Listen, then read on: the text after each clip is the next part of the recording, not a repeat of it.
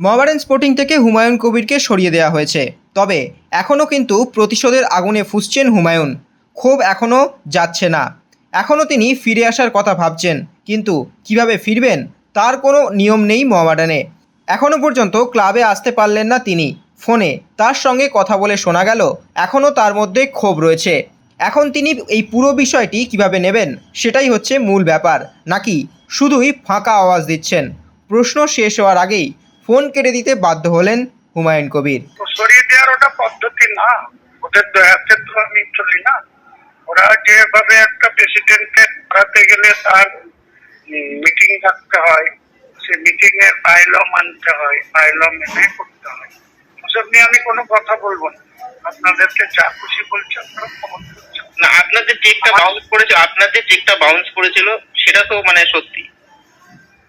সেটা সত্যিটা কি হয়েছে? চেকটা কাকে দিয়েছিলাম? আপনি এত বিতর্ক করতে যাচ্ছেন কেন?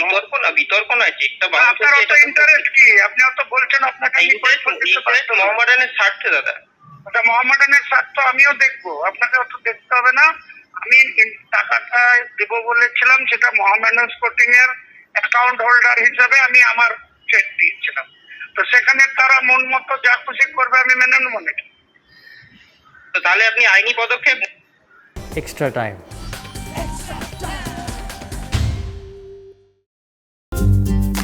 লেটেস্ট নিউজ আর এক্সক্লুসিভ ভিডিওর সঙ্গে আপডেট থাকতে এখনই সাবস্ক্রাইব করুন আমাদের ইউটিউব চ্যানেল। বেল আইকনে ক্লিক করতে ভুলবেন না যেন।